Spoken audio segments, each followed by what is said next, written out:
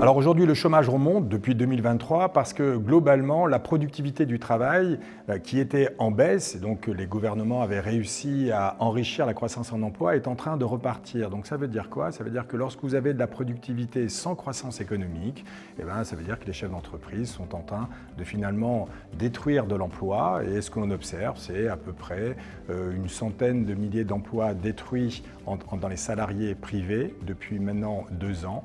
Et donc lorsque vous détruisez des emplois alors que la population active augmente mécaniquement, ça fait une augmentation du chômage. Alors aujourd'hui, ce que l'on observe, c'est que c'est plutôt les jeunes qui sont touchés par la hausse du chômage.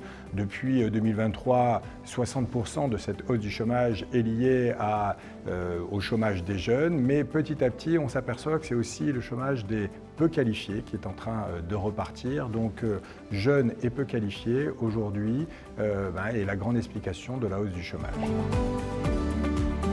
Ce que l'on peut observer, c'est que depuis 10 ans, le chômage était en train de baisser, et baisser même rapidement, et notamment depuis la crise sanitaire, le chômage a fortement baissé, pour une raison assez particulière. Le gouvernement a subventionné un certain nombre d'emplois, donc des emplois d'apprentis, mais aussi a sauvegardé un grand nombre d'entreprises, des entreprises qui auraient dû faire faillite au moment de la crise sanitaire. Et donc globalement, ça a fait chuter la productivité ou enrichir la croissance en emploi. Finalement, c'est le même mécanisme. Et donc on a connu beaucoup de création d'emplois, et donc le chômage a baissé de façon significative. Mais malheureusement, ça s'est fait au prix de finances publiques déséquilibrées et de perte de pouvoir d'achat des salariés. Or, ces deux acteurs, maintenant, nous disent on veut retrouver les niveaux d'avant-crise, c'est-à-dire que les finances publiques veulent passer de 5,8% de déficit à 3%, et donc arrêter les aides à l'apprentissage, ou en tout cas les modérer, et arrêter les aides aux entreprises.